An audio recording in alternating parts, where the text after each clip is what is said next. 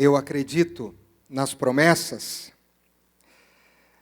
Foi muito especial o nosso tempo na semana passada, falando sobre eu acredito em milagres. E hoje nós vamos falar sobre eu acredito nas promessas. Diga comigo, eu acredito nas promessas. Mais uma vez. Glória a Deus por isso. Eu quero ler um trecho de um versículo bem curto com você. Faz parte de uma história grande, a gente vai tentar retomá-la, que está no livro do Êxodo, no capítulo de número 3, versículo 12. Você pode abrir tua Bíblia, se você quiser, ligá-la ou ler ali.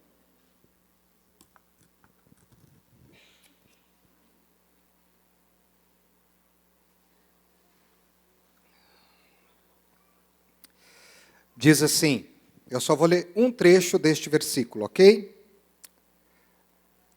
O início dele. Deus afirmou, eu estarei com você. Mais uma vez. Deus afirmou, eu estarei com você. Você pode ler comigo, por favor? Vamos ler juntos? Deus afirmou, eu estarei com você. Glória a Deus por isso.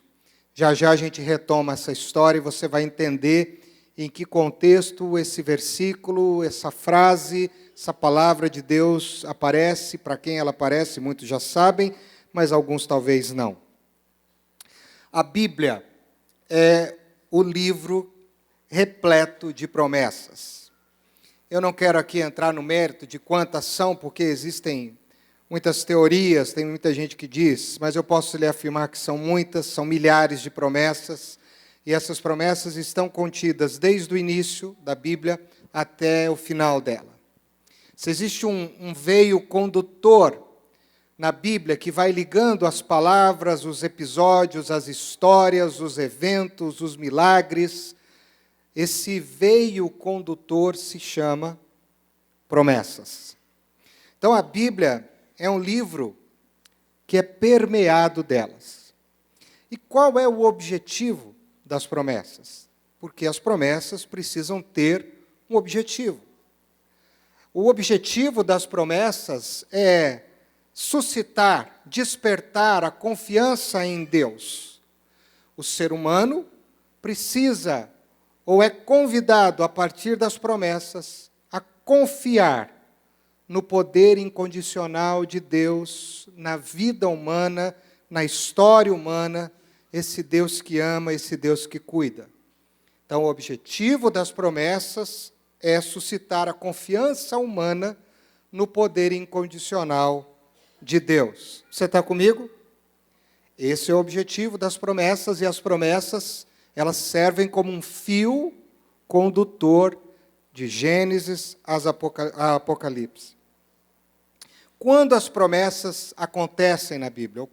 Quando aconteceu a primeira promessa na Bíblia e qual foi a proposição dessa primeira promessa que despertou todas as demais? Essa também é uma pergunta que a gente precisa fazer para entender bem o que significa promessa.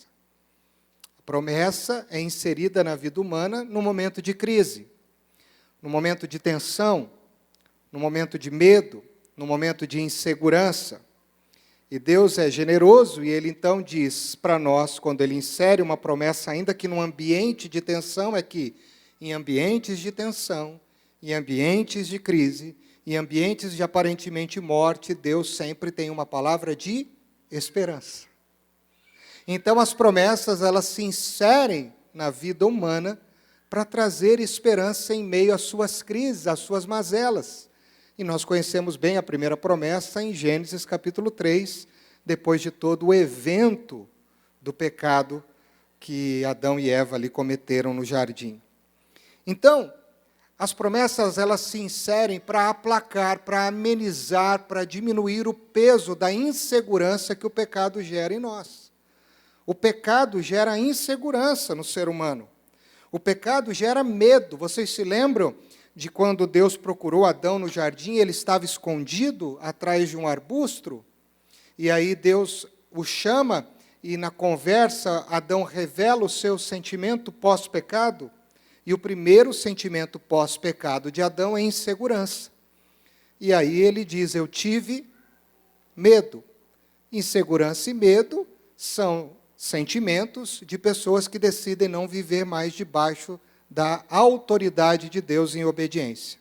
Toda vez que desobedecemos a Deus, saímos do peso da sua autoridade e estamos à mercê do medo e da insegurança. Então a promessa vem para diminuir o peso da insegurança que o pecado gera em nós. O pecado gera insegurança. Nos dias de hoje, essa palavra insegurança foi alterada para ansiedade. Não é verdade? Porque se tem uma coisa que está muito ligada à ansiedade, é o que? É insegurança. Então a promessa se insere na nossa vida para aplacar isso.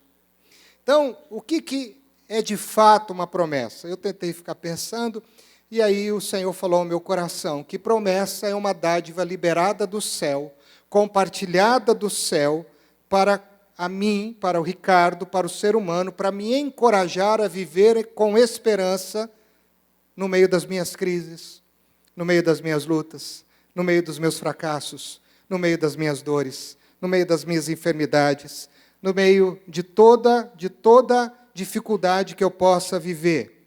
E essas promessas compartilhadas, ou essas dádivas compartilhadas de Deus, elas me dão a garantia de que Deus está comigo, de que Deus está cuidando de mim. Ele não só está comigo, como Ele está cuidando de mim, e que Deus também está reeditando um novo futuro na minha vida.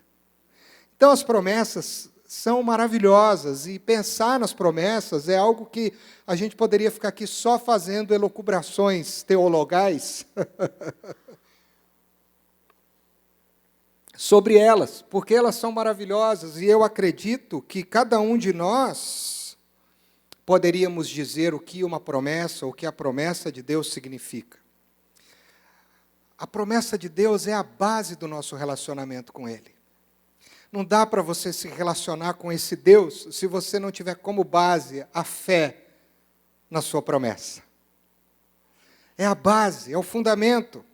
O elemento que liga essa promessa, você está comigo? Amém?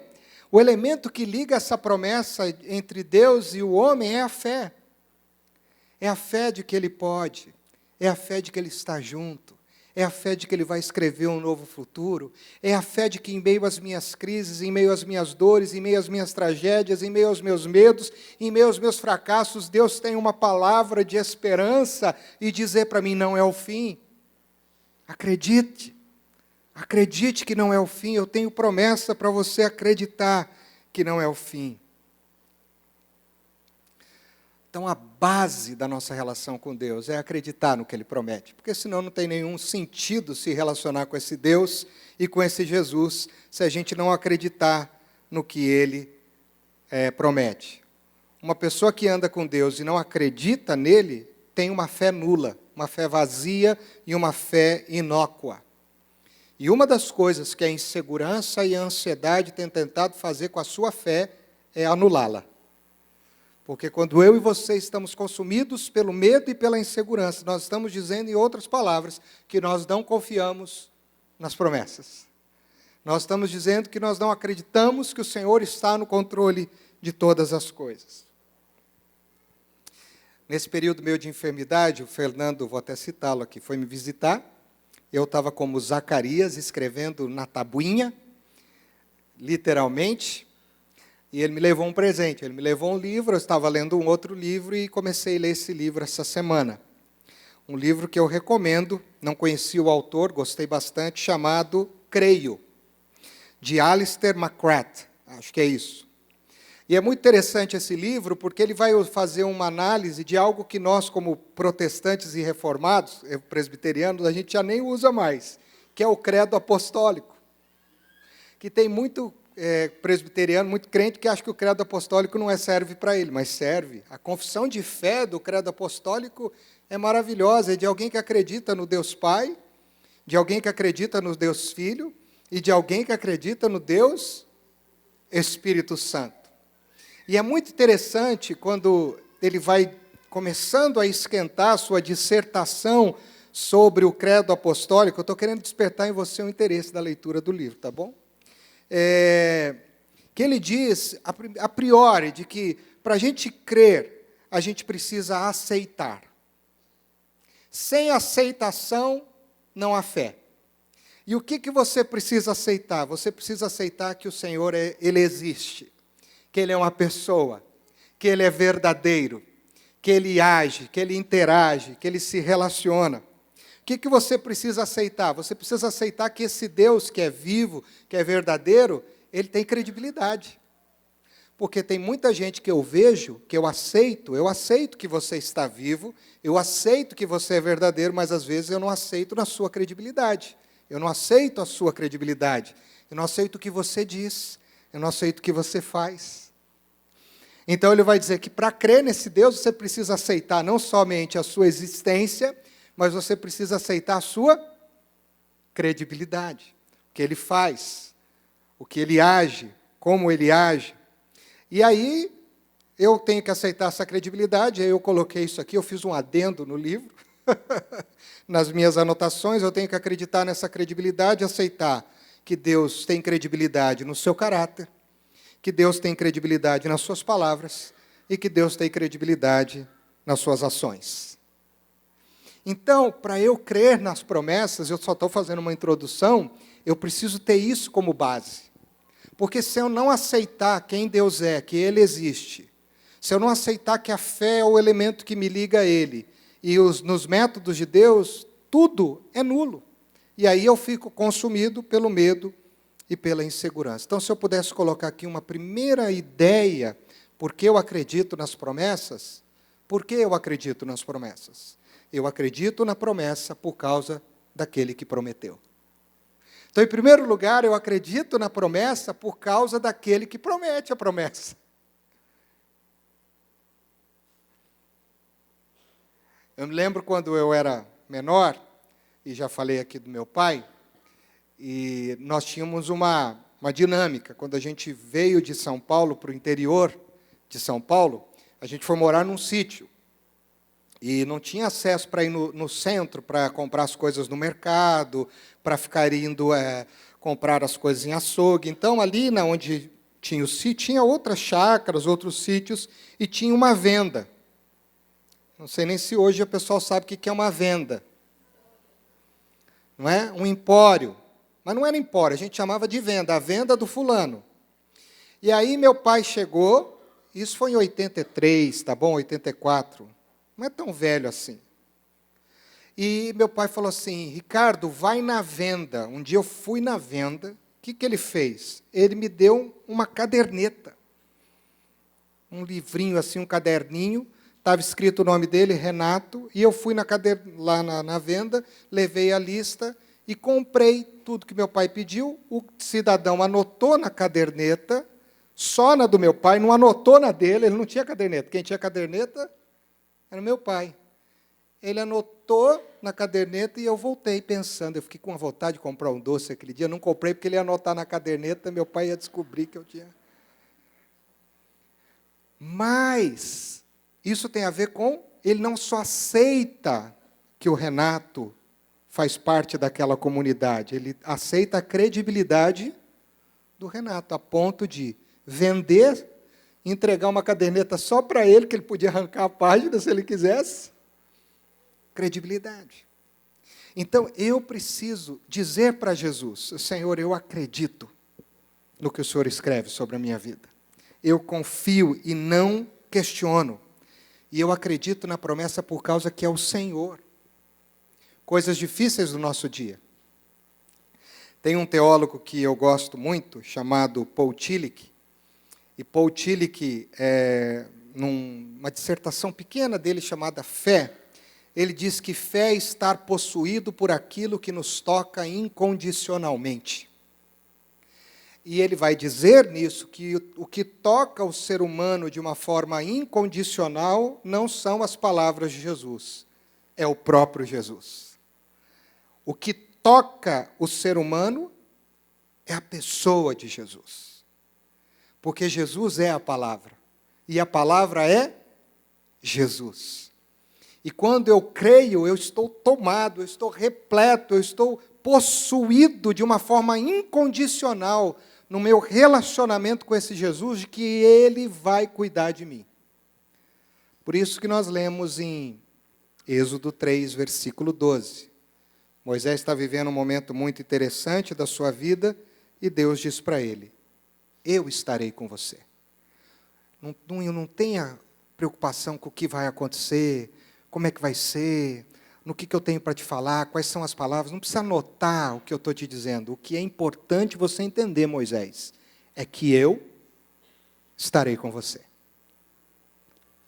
E então eu acredito nas promessas por causa daquele que prometeu. Eu creio porque eu estou tocado por esse amor, por essa presença viva desse Cristo na minha vida o tempo todo. E assim que tem que ser. E para mim essa promessa é o fundamento de todas as grandes promessas do Velho Testamento e também do Novo Testamento. Estava dando uma olhada sobre a vida de Moisés, você também deve conhecer bem a história de Moisés, mas as pessoas dizem que a vida de Moisés pode ser dividida em 3 ciclos, para ficar fácil de entender a biografia de Moisés. A biografia da vida de Moisés se divide em 3 ciclos. 3 ciclos de 40 anos, porque Moisés viveu 120 anos. E é muito interessante que a cada 40 anos da vida de Moisés, alguma coisa interessante acontece que muda uma chave. É muito interessante isso acontecer na vida de Moisés. Você está comigo? Os primeiros 40 anos de Moisés é exatamente o seu nascimento, toda aquela circunstância que ele foi colocado no rio, e por isso que ele se chamou Moisés, tirado das águas, foi achado pela filha de Faraó, foi criado como um filho adotivo, teve a sua formação toda importante ali no Egito, né? Ele foi sendo cuidado, e como líder hebreu, ele foi um homem importante ali. Depois, achando que ele tinha o controle de tudo, ele viu um dos hebreus, já entendendo que ele era parte daquele povo, sendo castigado, sendo oprimido. O que ele fez? Ele foi lá e matou um egípcio. E aí ele tem que fugir. E aí se inaugura na vida de Moisés os outros 40 anos, que é o período da sua fuga, é o período dele constituir uma família. Ele conhece um homem chamado Jetro, que tinha filhas, que cuidava de rebanhos, e que foi um homem que foi muito importante na vida de Moisés, não só pela filha que ofereceu a Moisés, mas Jetro foi um homem que abençoou muito a vida de Moisés. Depois desse período, Moisés, então, já ali quase terminando os 40 anos, já não querendo voltar mais para o Egito, por causa de toda a circunstância que ele saiu dali, enterrou tudo aquilo que ele aprendeu e se tornou um simples pastor de ovelhas e um pai de família, uma pessoa que cuidava da terra, uma pessoa que cuidava de animais. Deus, então, fala com ele num evento importante, que é esse texto que a gente leu no Horebe, e aí começa os outros 40 anos da vida de Moisés, quando ele volta para o Egito na condição agora de libertador, e como libertador ele faz toda a epopeia de tirar o povo do Egito e conduzir o povo até a terra da promessa. E em todas essas fases da vida de Moisés, o que é latente é que o Senhor era com ele. Era que Deus estava com Moisés. E eu gosto desse texto de Êxodo capítulo 3, por tudo o que acontece nessa conversa, mas não só pela conversa, mas a minha cabeça, ela viaja e eu fico vendo aquele ambiente, como se eu estivesse sentado numa pedra e vendo Moisés conversando com uma sarça. É muito interessante pensar nessa experiência sobrenatural que Moisés teve, porque promessas de Deus, elas carregam consigo um poder sobrenatural. As promessas de Deus carregam consigo um poder sobrenatural. Moisés estava num lugar que ele conhecia, um lugar que habitualmente ele levava os rebanhos do seu sogro para pastar, ele conhecia o ambiente, ele conhecia a topografia do ambiente, ele conhecia as sarças, porque as sarças eram muito comuns naquela época, e a sarça tem uma composição química, que por causa da aridez, por causa da sequidão do deserto, ela entra num processo de combustão normalmente, então não era difícil se ver uma sarça pegar fogo. Uma sarça pegar fogo era uma coisa comum para quem morava naquela região. Um pastor de ovelha estava habituado com aquilo e precisava tomar cuidado com os seus rebanhos para que aquilo não ferisse os seus animais, então não tem nada de diferente. Mas num dia, no lugar que a gente está habituado a viver, no lugar que a gente está habituado a trabalhar, num ambiente conhecido, algo extraordinário acontece. A sarça pega fogo, tudo bem. Mas o que acontece? Ela não se consome pelo fogo. E mais, a sarça fala. E olha a reação de Moisés. Êxodo 3, versículo de número 2.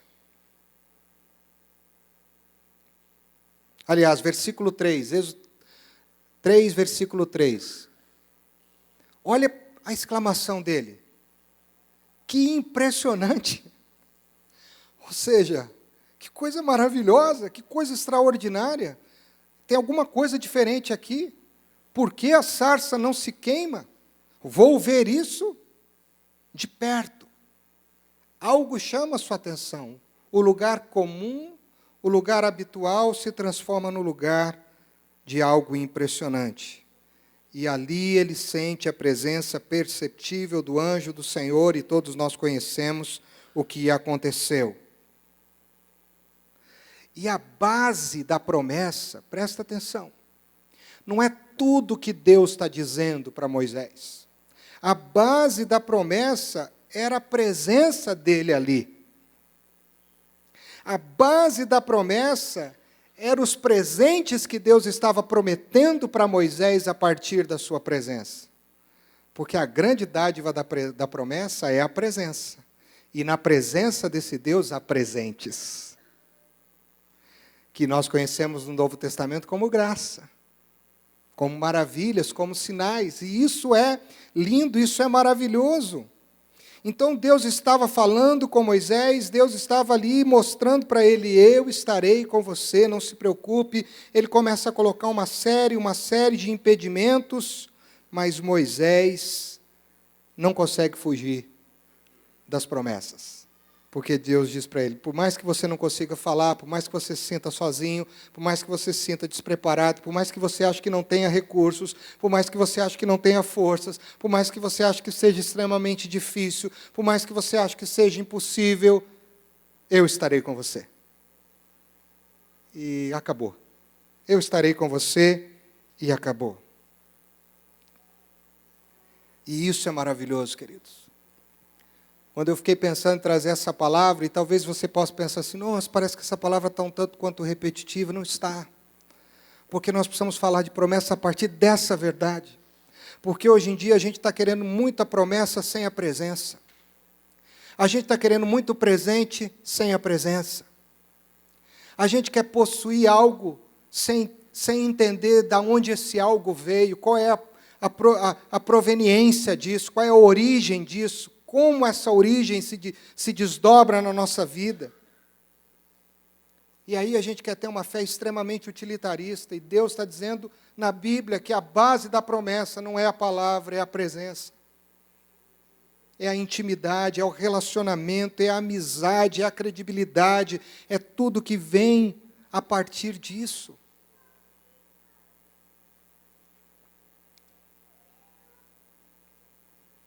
E para mim isso fica muito evidente, eu até coloquei no editorial do boletim, vou fazer uma ligação apenas com o texto do Novo Testamento de Paulo, que está lá na segunda carta aos Coríntios, capítulo 1, versículo 20. Olha que interessante, se a promessa da presença não faz todo sentido aqui.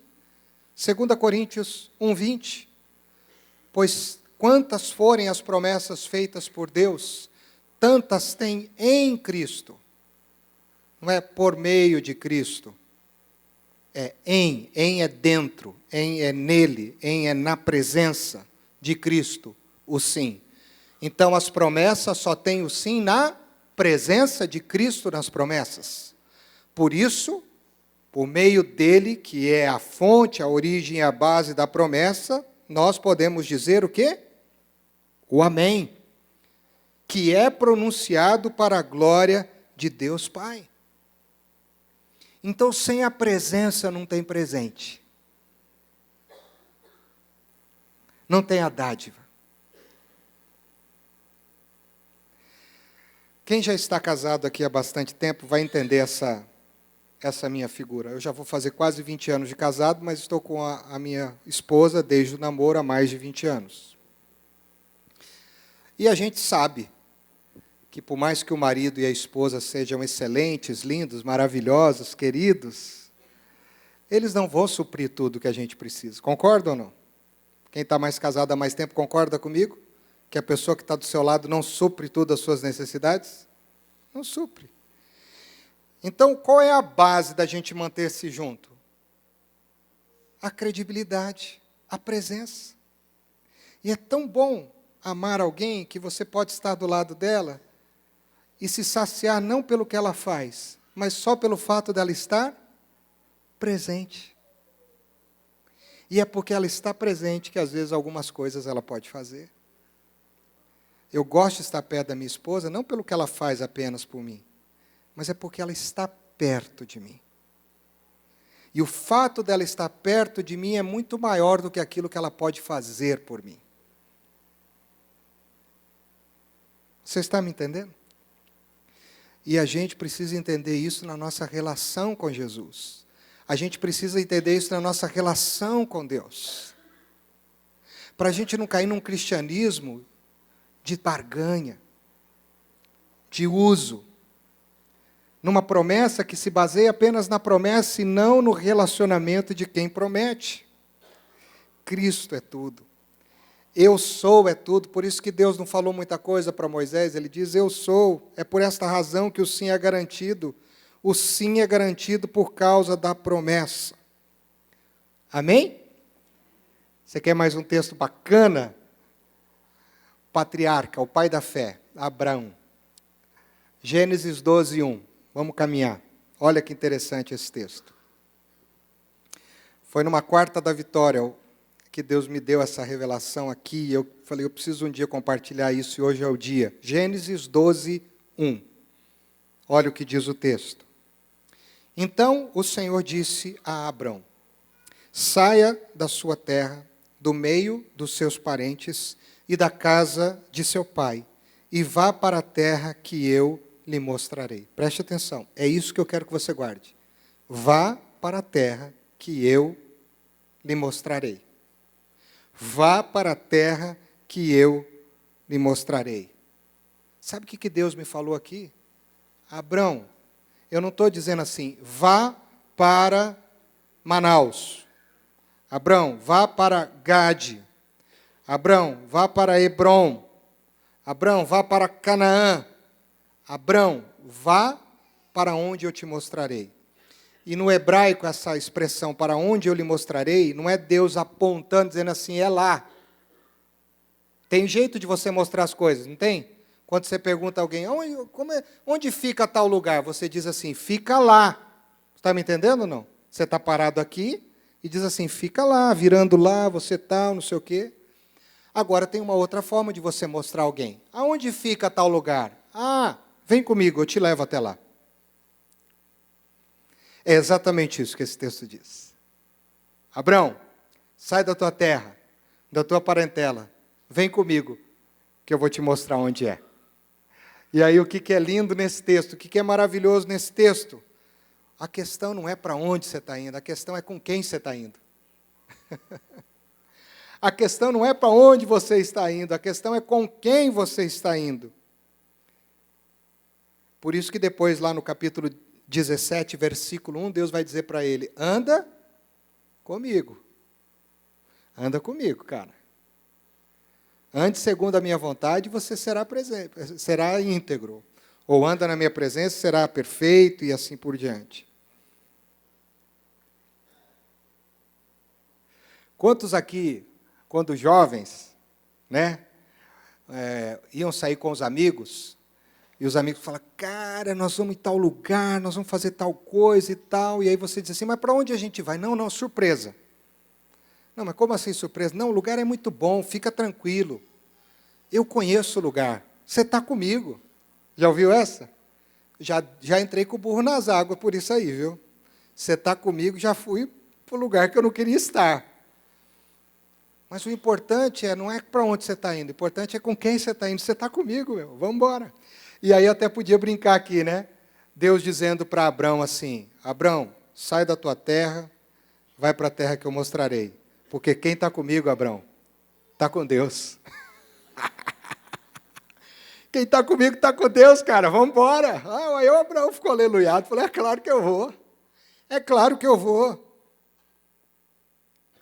Se a gente quer o cumprimento das promessas de Deus nas nossas vidas, a gente precisa entender definitivamente que a maior graça, maior que a promessa, é aquele que promete. É andar com aquele que promete, é saborear a presença daquele que promete, é intimidade com aquele que promete, é se relacionar com aquele que promete. E aí, se a promessa vai vir com facilidade, se ela vai vir hoje, se ela vai vir amanhã, se ela vai vir daqui a 1 ano, se ela vai vir daqui 10 anos, se ela vai vir com lágrimas, não importa, importa com quem eu estou nessa caminhada. E se eu estou com Ele, eu estou com Deus, aleluia. Porque tem em Cristo, dentro de Cristo ser. Para terminar, em segundo lugar, sabe por que eu acredito nas promessas? Eu acredito nas promessas por causa de uma incondicionalidade. Para alguns agora, que palavra doida essa, pastor Ricardo? Incondicionalidade? Sim, eu acredito na incondicionalidade. E eu volto em tudo que eu falei. A incondicionalidade é que Ele jamais me abandonará. Ele tem um pacto de ficar comigo para sempre. O pacto dele é ficar comigo para sempre. Quem pode quebrar isso sou eu, não ele. Se eu não quiser, eu não fico com ele para sempre. Mas se eu quiser, ele vai manter o pacto de ficar comigo para sempre.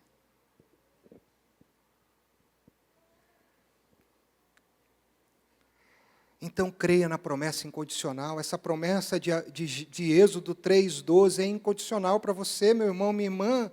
Eu estarei contigo. Eu estarei com você. Preste bastante atenção no que eu vou te falar agora. Se você não prestou atenção em nada, preste atenção no que eu vou te dizer agora, em nome de Jesus. Há uma coisa que você precisa entender, você precisa confiar nesse Deus que promete. Você precisa confiar na credibilidade desse Deus que promete. Você precisa confiar nos métodos desse Deus que promete. Você precisa confiar nos caminhos que esse Deus que promete estabelece para a sua jornada. Você precisa confiar se o seu sonho é legítimo ou se o seu sonho não é legítimo, você tem que confiar. Você tem que confiar quando você tem razão e quando você não tem razão. Você tem que confiar quando você está certo e quando você não está certo. Você tem que confiar quando você toma a decisão certa e quando você toma a decisão errada. Você tem que confiar quando você é teimoso ou quando você é perseverante. Você tem que confiar se você está do lado do certo ou do lado errado, está do lado dos mocinhos ou do lado dos bandidos. Você tem que confiar independentemente de qualquer coisa. Você tem que confiar se você tem fé ou não tem fé. Você tem que confiar se você e eu temos esperança ou temos falta dela. Nós temos que confiar se temos força ou não temos força. Se temos dinheiro ou não temos dinheiro. Se estamos com a maioria ou se estamos com a minoria.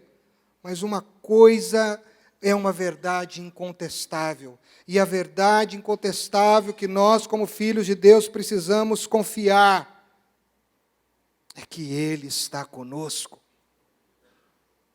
Quantas vezes na minha vida eu me ajoelhei, eu entrei no carro, eu fiquei debaixo do chuveiro, eu fiquei andando na rua, e eu dizia assim, Senhor, não sei mais se eu estou certo, Senhor, não sei mais se eu estou errado, Senhor, não sei mais o que fazer, Senhor, não sei de onde vai vir isso, Preciso desse recurso, esse recurso não me vem. Senhor, preciso dessa força, estou me sentindo fraco, Senhor. Preciso de saúde, a saúde não está me vindo, Senhor. Nesse todo o processo que eu relatei para vocês aqui, domingo passado, da minha enfermidade, chegou um momento que eu já não sabia mais, Senhor, como é que vai ser, quem vai me operar, quem não vai me operar, não vou operar, como é que vai ser esse tratamento, como é que não vai ser. Em quantas vezes na minha vida, para onde a gente vai como visão de ministério, como é que vai ser a vida dos nossos filhos, como é que vai ser o nosso casamento, como é que vai ser o nosso futuro. Quantas vezes eu me ajoelhei, chorei diante de Deus e dizia, Senhor, você quer saber de uma coisa? A única coisa que eu posso fazer é confiar que o Senhor está comigo. A única coisa que me resta é confiar que o Senhor está comigo. E se o Senhor está comigo, como a gente cantou, não há o que temer. Se o Senhor está comigo, Senhor, eu vou enfrentar o faraó no Egito. Não quero saber se ele é um louco, um insano, e se o Senhor vai endurecer o coração desse louco insano. O Senhor está comigo. Se o Senhor está comigo, eu vou sair, vou passar o mar vermelho, sim, em terra seca.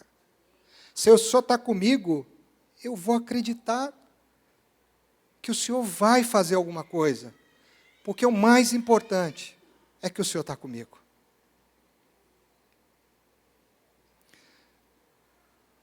E às vezes, querido, a gente precisa de orações sinceras como esta.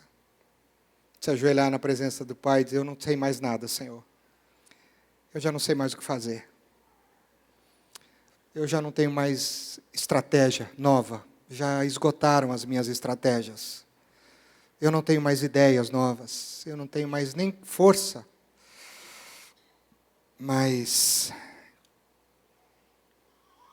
eu confio que o Senhor está comigo. Êxodo 3:12. Eu estarei com você. Se a tua casa caiu, se o casamento acaba, se o diagnóstico de uma saúde for o pior possível, se um filho vai para longe, se o trabalho está mal, se o ambiente do trabalho está péssimo, se você cometeu erros no passado, se o seu castelo caiu, porque eu e você muitas vezes derrubamos o nosso castelo, a questão toda é, eu estarei com você. Se não der certo, estarei com você. Se der certo, estarei com você. Se o exame for negativo, estarei com você. Se o exame for positivo, estarei com você. Se eu conseguir a vaga do emprego, estarei com você. Se eu não conseguir a vaga do emprego, estarei com você. Se eu for demitido, estarei com você. Se eu for promovido, estarei com você. Se ela ou ele disser sim, estarei com você. Se ele ou ela disser não, estarei com você. Eu estarei com você, não importa o que acontecer. O Senhor diz, eu estarei com você.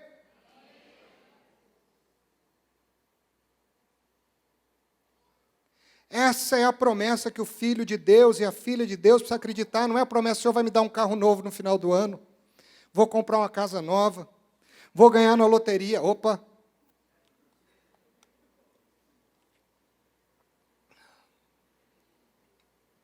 Filho de Deus precisa acreditar nisso. Eu estarei com você. Essa é a promessa incondicional que eu e você precisamos acreditar. E para encerrar, eu não poderia de deixar, o pessoal do louvor já pode vir aqui, de mencionar o texto que fecha tudo isso no Novo Testamento, que é o texto de Mateus capítulo 28, versículo 20.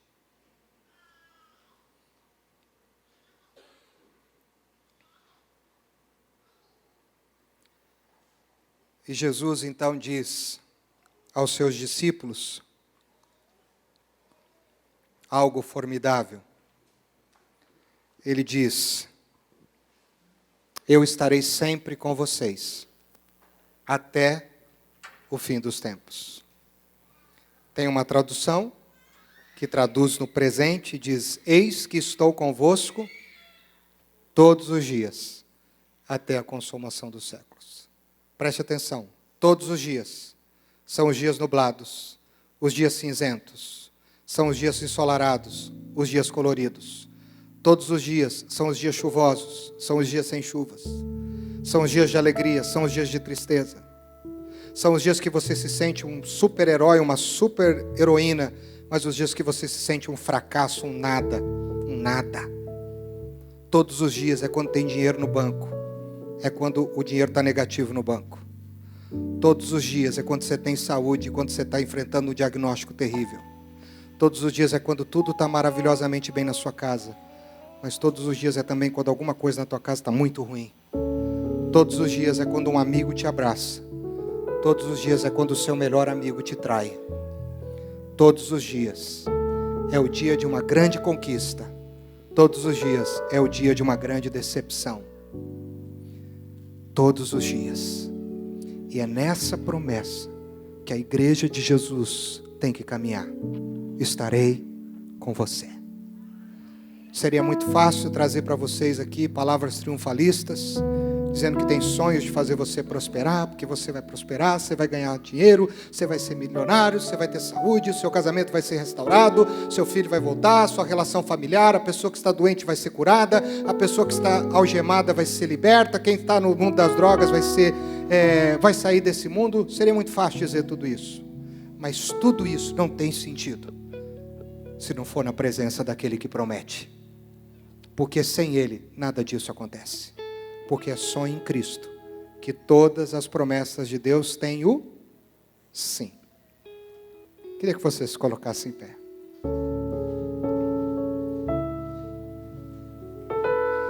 Eu queria ter um tempo de oração pelas promessas. Eu acredito que você entendeu.